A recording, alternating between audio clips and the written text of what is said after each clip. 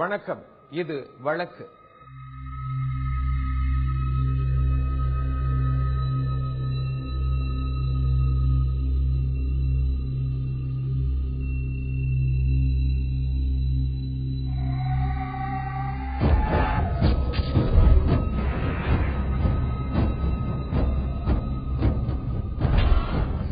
பதினாறு வயது மகளை வைத்து கன்னி பூஜை. குழிய பறிச்சு 15 வயசு பொண்ணுங்களை குழியில இறக்கறது, புதையில இருக்கணும் நிரப்பலியை கொடுக்கறதுக்கு இறக்கி விட்டுருக்காங்க. அவங்க சொன்னாங்க, நீ தப்பிச்சு போயிரு, உன்னை என்னமோ கொலாக்கம் செய்ய பாக்குறாங்க. புதையல் பூஜையில் ஏற்பட்ட சிறு தவறு 4 பேரை ஜெயிலுக்கு அனுப்பிய திகில் சம்பவம். அங்கு கூடியிருந்த அனைவரது முகத்திலும் இனம் புரியாத பயமும் பதற்றமும் தொற்றியிருந்தது. அதற்கு காரணம் அங்குள்ள ஒரு வீட்டுக்குள் அவர்கள் கண்ட காட்சிதான். வீட்டின் நடுவே ஒரு குழி தோண்டப்பட்டு மணற்குவியலை கண்டால் யார்தான் அதிர்ச்சியடைய மாட்டார்கள்? அதுவும் அந்த மணற்குவியல் அருகே யாக பூஜைக்கான அனைத்து ஏற்பாடுகளும் செய்யப்பட்டிருந்ததை கண்ட பிறகு நடந்ததை கிரகித்துக் கொள்ள அந்த கிராம மக்களுக்கு வெகு நேரம் பிடித்தது. ஆம், இந்த காட்சிகள் அனைத்தும் கன்னி பூஜையையும் அதைத் தொடர்ந்து நடக்கவிருந்த நரபலியையும் உணர்த்தின. திருச்சியை அடுத்த உப்புலியபுரம் அருகே உள்ளது கோனேரிப்பட்டி. சம்பவம் கேள்விப்பட்டு அந்த கிராமத்துக்குள் நுழைந்தோம்.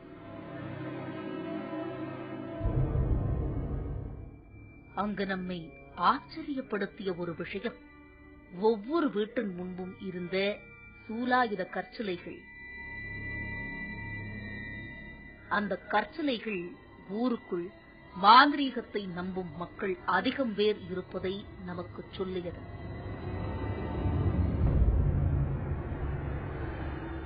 சிலரிடம் விசாரித்தபடியே சம்பவம் நடந்த வீட்டை அடைந்தோம். ரவிச்சந்திரன், கோனேரிப்பட்டியைச் சேர்ந்த இவர் ஒரு லாரி ஓட்டுநர். இவரது 2வது மனைவி ராணி. ரவிச்சந்திரனின் மூத்த மனைவிக்கு பிறந்த பிள்ளைதான் பானுப்பிரியா. உப்புலியபுரம் பகுதியில் உள்ள ஒரு பள்ளியில் இந்த கல்வியாண்டில் 12ஆம் வகுப்பு சேர்ந்துள்ளார் பானுப்பிரியா. கோடை விடுமுறைக்காக பானுப்பிரியா அவரது அக்கா வீட்டிற்கு சென்றிருந்த நிலையில் ரவிச்சந்திரன் வீட்டில் புதிய புதிய ஆட்கள் அடிக்கடி வந்து போயிருக்கின்றனர். கடந்த அமாவாசைக்கு முந்தைய தினம் ரவிச்சந்திரனின் வீட்டில் வழக்கத்திற்கு மாறான நடவடிக்கைகளை ஊரார் பார்க்கின்றனர்.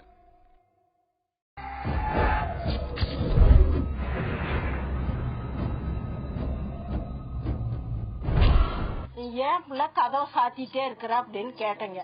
இல்லம்மா, எங்க வீட்டுக்காருக்கு சுகம் இல்ல, எனக்கும் சுகம் இல்ல, அதனால நான் வீடு கதவை சாத்திக்கிட்டே இருக்கிறேன் அப்படின்னு. அப்புறம் நான் பாலுக்கு போவேங்க. அங்க போய் திண்ணையில உட்காந்து பால் வாங்கிட்டு இருப்பேன். அப்போ இந்த பிள்ளை 3 தடவை வண்டி வந்ததுங்க. வண்டி வந்தது 3 தடவை வண்டி வந்தோன்னா, வண்டி எதுக்கு பிள்ளை வந்ததுன்னு வண்டி வந்து சும்மா பாத்துட்டு எங்க வீட்டுக்காருக்கு சுகம் இல்ல, அதனால பார்க்க வந்தேன் அப்படின்னு சொல்லிச்சுங்க. மறுநாள் அமாவாசை நாளே வந்துட்டாங்க. வந்து அந்த ஜனங்கள்லாம் வந்து 2 வண்டி வந்தது. 2 வந்துட்டு 6 பேர் வந்தாங்க. அப்புறம் பூசாரி வந்ததெல்லாம் எங்களுக்கு தெரியாதுங்க. 6 பேர் வந்தோடனே அவங்க அந்த வண்டி வந்து லாஸ்ட்ல நிறுத்திட்டு நான் வந்துட்டேன் வீட்டுக்கு. ரவிச்சந்திரனின் வீட்டில் பூஜை ஏற்பாடுகள் நடந்து கொண்டிருந்த நிலையில் மகள் பானுப்பிரியாவை அவசரமாக வர செய்கிறார் ரவிச்சந்திரன். அந்த பொண்ணை போய் அவங்க அப்பா ஈரோட்ல போய் கூட்டிட்டு வந்தாங்க. அதாவது ஸ்கூல்ல பீஸ் குடுக்கறாங்க 1000 ரூபாய். அதனால அந்த காசை வாங்கறதுக்கு வா பாப்பான்னு அவங்க அப்பா போய் கூட்டிட்டு வந்தாங்க. அவங்க அப்பா கூட்டிட்டு வந்தோடனே அந்த புள்ள யதார்த்தமா வந்துச்சு. உள்ளுக்க போய் மணி 12-11 இருக்குங்க. பானுப்பிரியா வீட்டுக்குள் நுழைந்ததும் கண்ட காட்சி அவரை அதிர்ச்சியடைய வைக்கிறது. இருந்தாலும் நமது வீடுதானே என அவர் தன்னை ஆசுவாசப்படுத்திய போது பூஜையை தொடங்க எத்தனிக்கின்றனர் அனைவரும். ஆம், அங்கு தோண்டப்பட்டிருந்த குழிக்குள் இறங்க வற்புறுத்தப்பட்டார் பானுப்பிரியா. உள்ளுக போன உடனே அந்த பொண்ணை கீழே இறங்கு, குழியில இறங்கு, நீ பூசை போடணும் அப்படின்னு அந்த பொண்ணை கேட்க, நான் அந்த பொண்ணு இருந்துட்டு நான் கதவை நல்ல வலைய சாத்தல, கதவு தாப்பா போடாத லேசா சாத்தி இருந்தாங்க.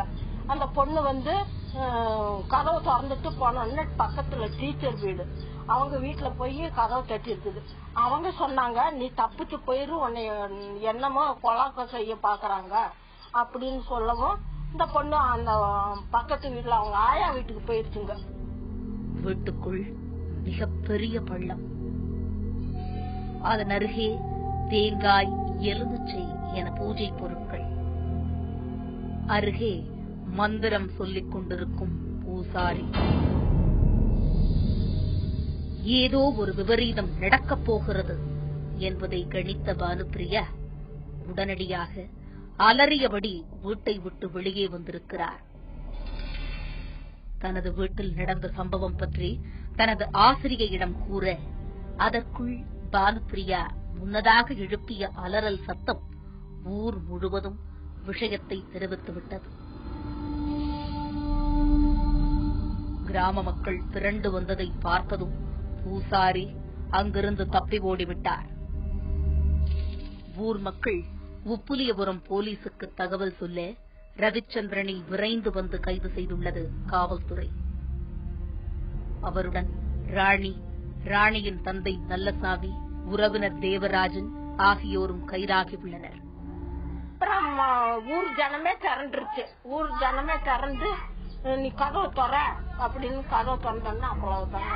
ஊர் ஜனமே வந்து அவங்க 3 பேத்தையும் 4 பேத்தையும் பிடிச்சிட்டாங்க. இந்த பொண்ணை விசாரணை இவ்வளவுதான் தெரியுங்க ஐயா. காவல்துறை ரவிச்சந்திரனிடம் விசாரித்த போது திடுக்கிடும் தகவல்கள் வெளியாகின. புதையல் எடுப்பதற்காக பெற்ற மகளை கன்னி பூஜைக்கு தயார் செய்துள்ளார் ரவிச்சந்திரன். 2வது மனைவிக்கு பிள்ளைப்பேறு கிடைக்க பெற்ற மகளை நரபலிக்கு தயார் செய்துள்ளார் ரவிச்சந்திரன்.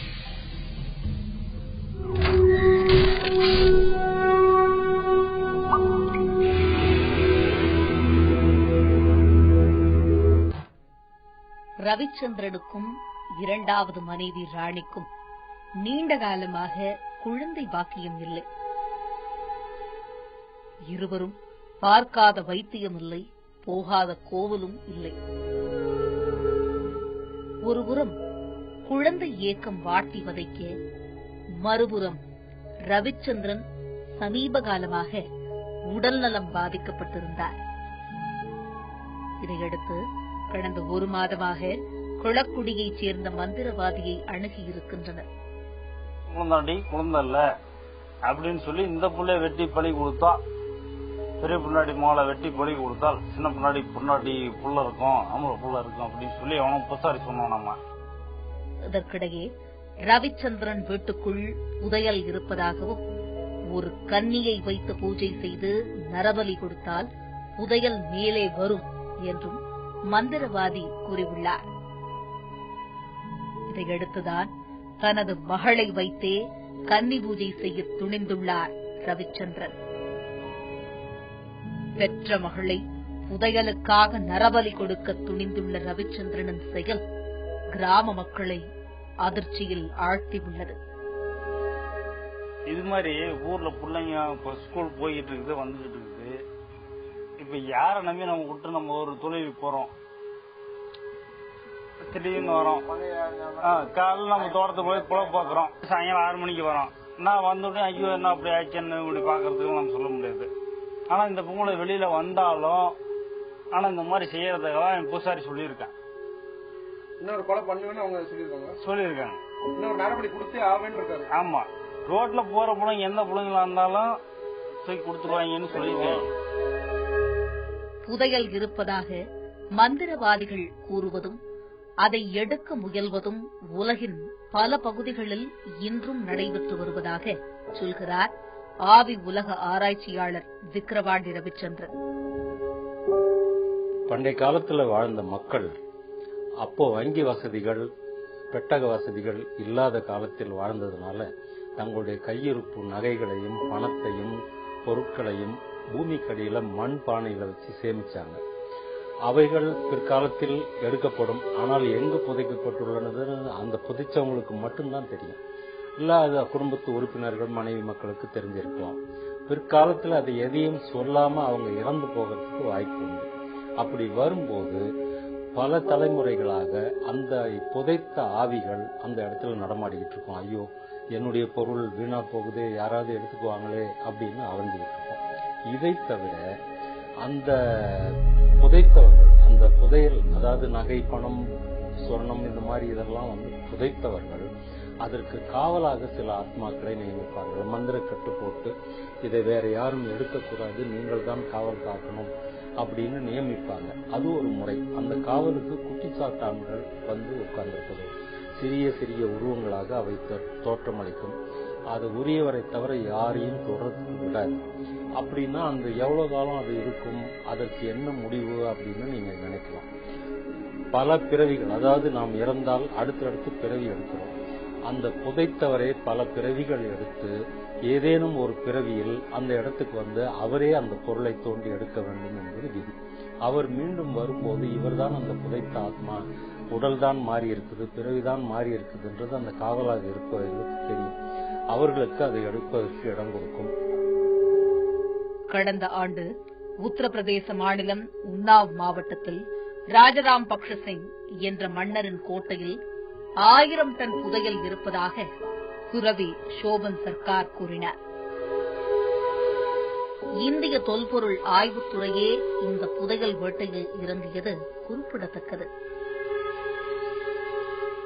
உத்தரப்பிரதேச புதையல் வேட்டை தோல்வியில் முடிந்தாலும் எங்கோ ஒரு மூலையில் புதையல் தேடுதல் மட்டும் நடந்தபடியே இருக்கிறது.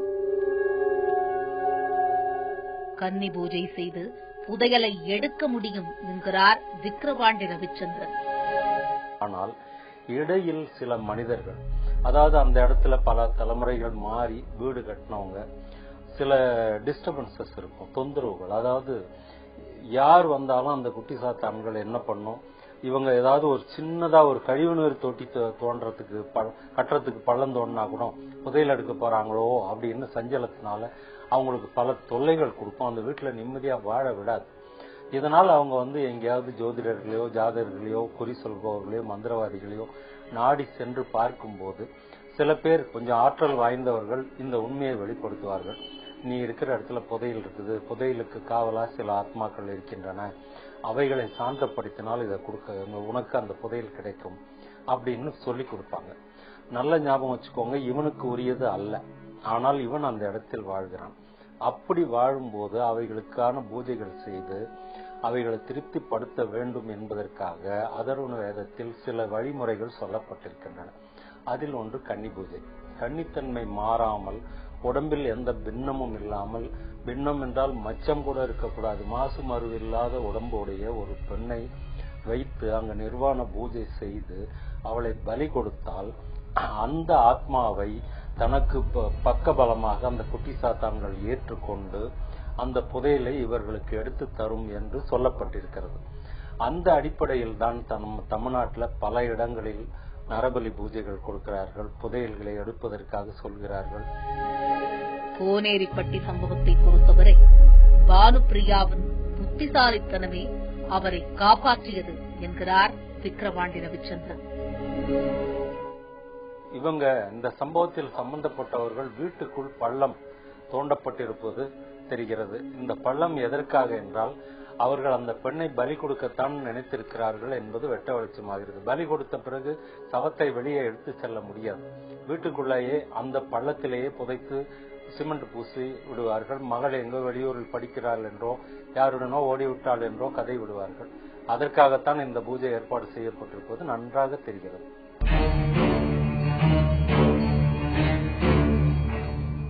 போலி கல்விச் சான்றிதழ் தயாரித்ததற்காக கருணா உள்பட 3 பேரை சென்னையில் காவல்துறையினர் கைது செய்திருக்கின்றனர். போலி சான்றிதழ் தயாரித்தது, அதை பயன்படுத்தியவர்கள் மீது தற்போது சட்டம் என்ன நடவடிக்கை எடுக்கும்? சமீபத்தில் சென்னையில பல்கலைக்கழகங்கள் மற்றும் ஒரு பெரிய கல்வி நிறுவனங்கள் அது பேர்ல போலி சான்றிதழ் தயாரித்த கும்பல சென்னை மாநகர போலீசார் கைது செஞ்சிருக்காங்க. தற்போதுள்ள வேலைவாய்ப்பு முறையில கல்விங்கிறது மிக முக்கியமான ஒரு பங்களிக்கிறது. அந்த கல்வி தகுதியை அடிப்படையாக வச்சுதான் வேலை வாய்ப்புகள் வழங்கப்படுகிறது. ஒரு கல்வி நிறுவனத்தால் ஒரு சான்றிதழ் வழங்கப்படுகிறது. அவர் தேர்ச்சி பெற்றிருக்கிறாரு, கோர்ஸ் கம்ப்ளீட் பண்ணிட்டாரு, அவர் என்ன விதமான தர சான்றிதழ் பெற்றிருக்கிறாரு அப்படிங்கிற விஷயங்களை அடிப்படையாக கொண்டு பல்கலைக்கழகங்களும் சரி, கல்லூரிகளும் சரி, அதே நேரத்தில் பள்ளிகளுமே அதுக்கான சான்றிதழ் வழங்குறாங்க. அந்த தேர்வு நடத்தி அரசாங்கத்தால் அனுமதிக்கப்பட்ட அந்த தேர்வை நடத்தி அந்த தேர்வில் எந்த வகையில் அவர் தேர்ச்சி பெற்றிருக்காரு அப்படிங்கறதெல்லாம் அடிப்படையாக கொண்டு ஒரு சான்றிதழ் வழங்கப்படுகிறது. அப்படிப்பட்ட சான்றிதழ் அவங்க தேர்ச்சி பெற்றவர்களுக்கு அது கிடைத்து விடுகிறது. ஆனால் தேர்ச்சி பெற முடியாதவர்களும் சரி, மார்க் குறைவாக பெற்றவங்களும் அவங்க வேலை வாய்ப்புக்காக அதை தவறான ஒரு விவரங்களை கொடுக்கணும் அப்படிங்கிறதுக்காக சிலர் அதனுடைய அர்த்தம் என்ன, அதனுடைய பாதிப்பு என்ன, சட்டம் அதை எப்படியே கடுமையாக பார்க்கும் அப்படிங்கிற விவரங்கள்லாம் தெரியாம அவங்க போலியான ஆவணங்கள் தயாரிக்கிற கும்பல்கிட்ட மாட்டிக்கிட்டு இல்ல தெரிஞ்சே போய் அப்படிப்பட்ட நபர்களை போய் பார்த்து அவங்ககிட்ட அந்த ஆவணங்கள் வாங்குறாங்க. அந்த ஆவணங்களை போலியா வாங்குற ஆவணங்களை வச்சு அவங்க வேலை வாய்ப்புக்கு பயன்படுத்துறாங்க. அது அரசு நிறுவனமாக இருந்தாலும் சரி, தனியார் நிறுவனமாக இருந்தாலும் சரி, இப்ப எல்லாத்துக்குமே அந்த வெரிபிகேஷன் ஒன்னு இருக்குது. அந்த வெரிபிகேஷன் உடனடியாக இல்லை என்றாலும் சரி, ஒரு 6 மாசம் கழிச்சு 1 வருஷம் கழிச்சு அந்த கொடுக்கப்பட்ட சான்றிதழ் எல்லாமே உண்மைதானா அப்படிங்கறத அந்த சம்பந்தப்பட்ட யூனிவர்சிட்டியோ காலேஜ்லயோ வெரிஃபை பண்றாங்க. அப்ப அந்த உண்மைகள் தெரிஞ்சிடும். சில நேரத்தில் அது தெரியாது, அப்படி போயிடும் அப்படிங்கிற ஒரு தெரியாமையே அவங்க என்ன பண்ணிடுறாங்கன்னா போலியான இந்த ஆவணங்கள் தயாரிக்கிற கும்பல்கிட்ட போய் பணம் கொடுத்து அந்த சர்டிபிகேட் வாங்கிடுறாங்க. சமீபத்தில் சென்னை மாநகர காவல்துறை ஆணையாளருக்கு உளவு பிரிவுல கிடைச்ச தகவலின் அடிப்படையில் சென்னையில போலி ஆவணங்கள், குறிப்பாக மார்க் ஷீட்ஸ், அது சம்பந்தப்பட்ட ஆவணங்கள்லாம் போலியா தயாரிக்கிறாங்க, அதுக்கு ஒரு கும்பல் ஒண்ணு அது ஈடுபட்டு இருக்கிறது அப்படிங்கிற விஷயத்தை கேள்விப்பட்டு அதற்காக தனிப்படை அமைக்க உத்தரவிடுறார் கமிஷனர். அந்த அடிப்படையில் கைது நடக்கும்போது அது கிடைக்கிற தகவலை வச்சு ஏற்கனவே கைது செய்யப்பட்டவர்கள், விடுதலையானவர்கள் அப்படிங்கிற விவரம் பார்க்கும்போது ஏராளமான அளவுல இந்த மாதிரி கல்வி தகுதியில முறைகேடாக மார்க்குகள் கூடுதலாக போட்டு தேர்ச்சி பெற்றாலும் சரி கூடுதல் மார்க் போடுறது, ஃபெயில் ஆனாலும் பாஸ் பண்ண மாதிரி காமிச்சு இப்படிப்பட்ட ஆவணங்கள் போலியாக தயாரிச்சு அந்த ஆவணங்களை அடிப்படையாக கொண்டு பலரும் வேலைவாய்ப்பு பெற்றிருக்காங்கன்ற விவரத்தை கண்டுபிடிச்சு இப்ப கைது செய்யும் நடவடிக்கை ஈடுபட்டு இருக்காங்க. இந்த மாதிரியான போலியான ஆவணங்கள் தயாரிப்பது அது குற்றம் அப்படின்னு பார்த்து இந்திய தண்டனை சட்டப்பிரிவு 463, 465, 468 இதெல்லாம் இந்த சட்டத்தின் கீழாக குற்றமாக கருதப்பட்டு வழக்கு பதிவு செய்யப்படுகிறது. அப்படி அந்த வழக்கு பதிவு செஞ்சு நீதிமன்றத்தில் நிரூபிக்கப்படும் பொழுது அதற்கான ஆவணங்கள் எங்கே கொடுத்திருக்காங்க, யார் வாங்கிட்டு போனாங்க, அதற்கான அச்சு இயந்திரங்கள் போன்ற விவரங்கள் எல்லாம் நீதிமன்றத்தில் நிரூபிக்கப்படும் பொழுது அது 2 ஆண்டு கால தண்டனையும் அதுல இருந்து ஆரம்பிச்சு 7 ஆண்டு கால தண்டனை வரை விதிக்கப்படுகிறது. இதுல யார் தயாரிக்கிறாங்க, அதுக்கு உடந்தையா இருந்த நபர் யார் வாங்கினாங்க, எதற்கு பயன்படுத்தினாங்க அப்படிங்கறது வரைக்கும் சட்டம் மிக கடுமையாக பார்க்கிறது. இது தவிர ஒரு நபர் ஒரு ஆவணத்தை போலியான ஒரு மார்க் ஷீட் வாங்குறாரு, அவருக்கு தெரியும் இது போலியாக தயாரிக்கப்பட்டது, அதில் உள்ள விவரங்களும் அதுல கையெழுத்து நபர்களும் உண்மையான நபர்கள் கிடையாது அப்படிங்கிற விவரம் தெரிஞ்சிருந்து அவர் எந்த ஒரு வேலை வாய்ப்புக்கும் பயன்படுத்தாம அதை அவர் கைவசம் வச்சிருக்கிறாரு அப்படின்னு பார்த்தாலே அது குற்றமாக கருதப்படுகிறது. ஏன்னா அது போலியான ஆவணம் தெரிஞ்சிருந்து அது யாரோ தயாரிச்சு கொடுத்து உண்மையானது போல ஒரு நபர் வச்சிருக்கிறாரு, அது பயன்படுத்தவில்லை அப்படி இல்லைன்னு சொன்னால் கூட அதை எதிர்காலத்தில் பயன்படுத்திடுவாருங்கிற காரணத்துக்காக அது குற்றமாக பார்க்கப்பட்டு கடும் தண்டனை கொடுக்கப்படுகிறது. இது கடும் தண்டனை எதுக்காக அப்படிங்கறத பார்த்தா ஒரு வேலை வாய்ப்புக்காக ஒருத்தர் கொடுக்கிறாருன்னா அப்படின்னா அதுக்கு தகுதி படைச்ச ஒரு நபர், உதாரணத்திற்கு அவர் ஒரு பிற்படுத்தப்பட்ட ஒரு வகுப்பினராகவோ இல்ல மிகவும் தாழ்த்தப்பட்ட ஒரு வகுப்பினராக இருக்கும் பட்சத்தில் அவருக்கு கிடைக்க வேண்டிய ஒரு நியாயமான வேலையை ஒரு போலியான ஆவணம் கொடுத்து வேறொரு கிடைக்க பெறும் பொழுது அது பொருளாதார ரீதியிலும் சரி சமுதாய ரீதியிலும் சரி அது குற்றமாக பார்க்கப்படுறதுனால சட்டம் மிக கடுமையான தண்டனை வழங்குகிறது. மீண்டும் வேறொரு வழக்கோடு உங்களை சந்திக்கிறேன். நன்றி, வணக்கம்.